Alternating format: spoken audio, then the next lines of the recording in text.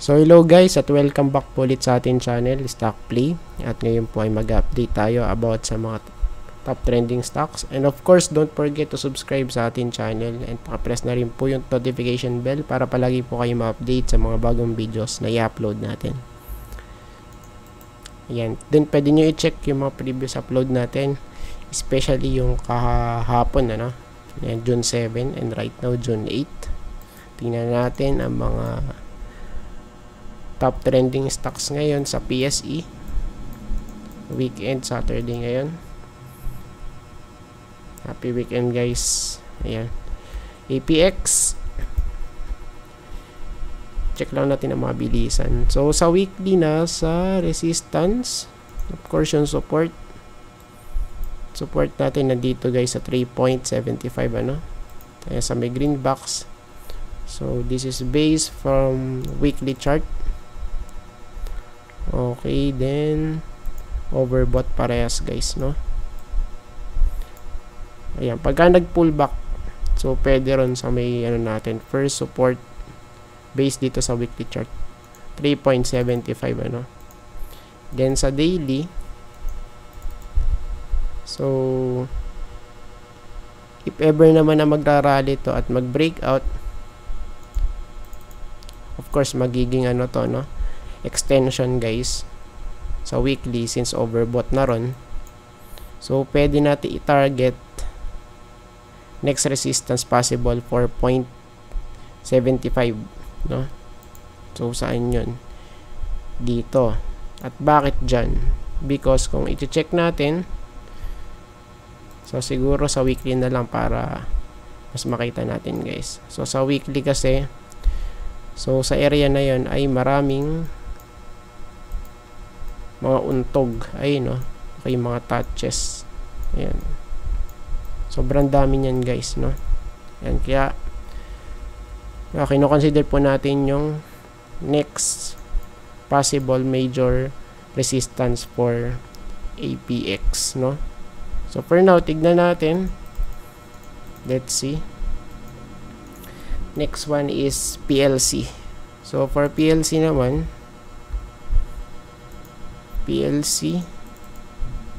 so dito guys, okay, bearish, wala sa hulog, oversold sa stock, pero wala pang confirmation dito sa may mismong support. Major support po ang pinag-usapan natin. So it means mas conservative approach 0.65 dito sa may green box, So for now, let's wait first. Then sa daily, ayan, so same here. So pwedeng mag-crossover guys. Tingnan natin. Galing sa ilalim, oversold, Tingnan natin guys, mas safe dito 0.65 kung nasa support.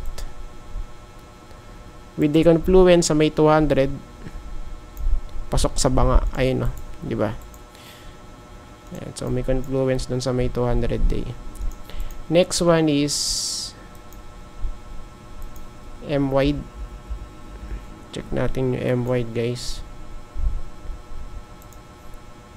Okay, so sa weekly, para di tayo mabuhusan. Ay, pagka kasi puro sa daily, mahirap mahirap makita yung talagang support and resistance, And sa weekly, wala to sa hulog. So maybe dito, ayan sa may 3, pero kung tutusin natin, malapit lang din naman, di ba? 3.07 yung close. So for me right now, let's wait first na pumasok dito sa may green box. Ayun, sa may support natin, mas safe dun.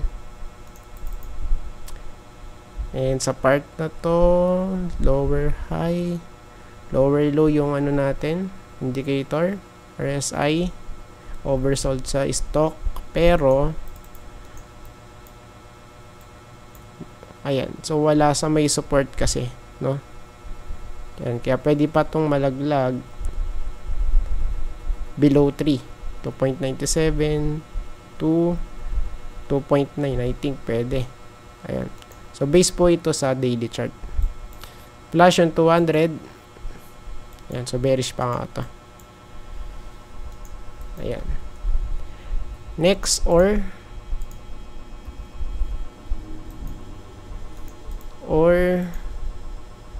weekly. Check natin yung or, guys. So, bearish to, no? Downtrend. Lower highs. Okay, 2016. Tapos, yan, so, bali, ano pa to, no? Nung 2012 pa. Yun lang ang andito mahirap, guys, ano? For or. So, ngayon, ang ano natin, yung tinitignan natin, yung major support. So, major support, probably dito sa may green box, malapit sa 0.55. And right now, 0.6 siya. Ayan. So, maybe, much better kung dito, no? Ayan, kung bounce yung ano natin, habol, for or. Pwede doon. Then sa daily, 200.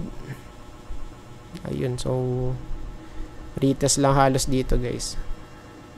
Ayan, so kung ano naman to, magra-rally, pwedeng mauntog dito ulit ano, sa 0.67 at least.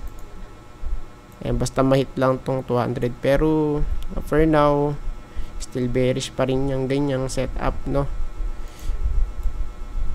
Ayan. So, tignan natin sa mga susunod for or, no?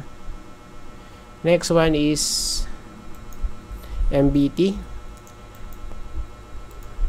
Natakal na natin to before, I think May 20 plus ata yun yung date. Ayan, so panoorin nyo na lang, di ko sure. So based dito sa weekly, boom, nalaglag nga dun sa may sinabi nating support.